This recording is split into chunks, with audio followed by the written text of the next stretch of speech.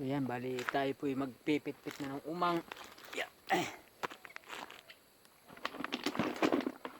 Atin pong pipit-pitin na itong umang na ito. Yan. Bali po mas mabilis po. Ito po ito po ginaganan lang. Lalabas na po ang umang. Tapos yan.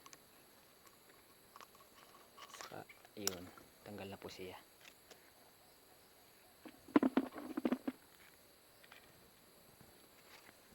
Yun.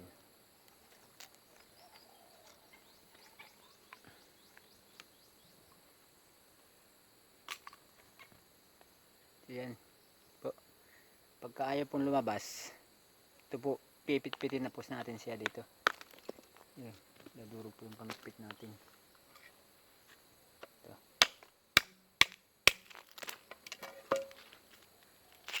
Yan.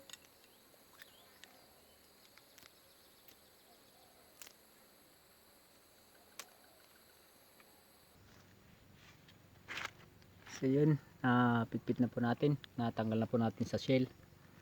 Bali atin na pong babasagin po natin itong mga sipit-sipit. Ayan.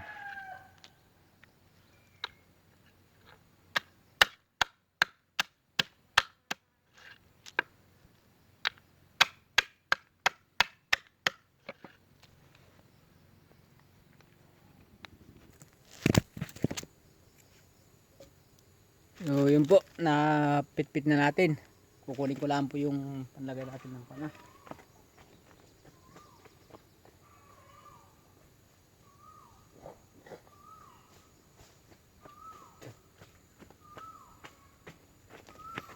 So atin na pong babalutin.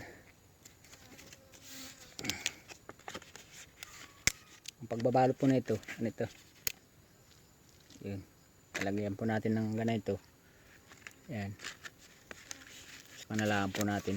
Gaganayanin. Yan.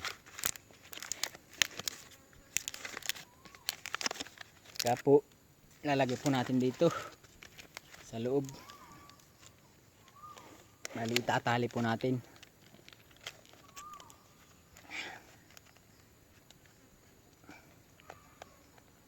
Masakit po yung aking kamay. May sugat.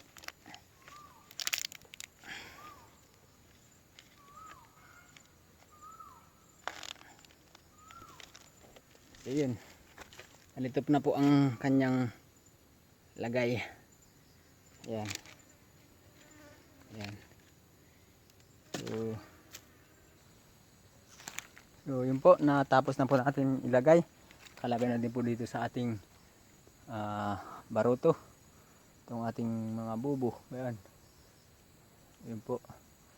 So atin na pong ikakabit. Yan po sa parting pababa. So yun po. Pero bubo po natin ikakabit. Bali hindi ko na po bibidyohan lahat ng pagkakabit at didilim na po. Ay baka abutin po ng dilim.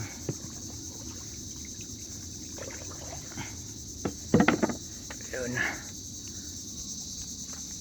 Ayan. Bubuntog po lang po natin dito sa tubig. Balik buntog. Yun.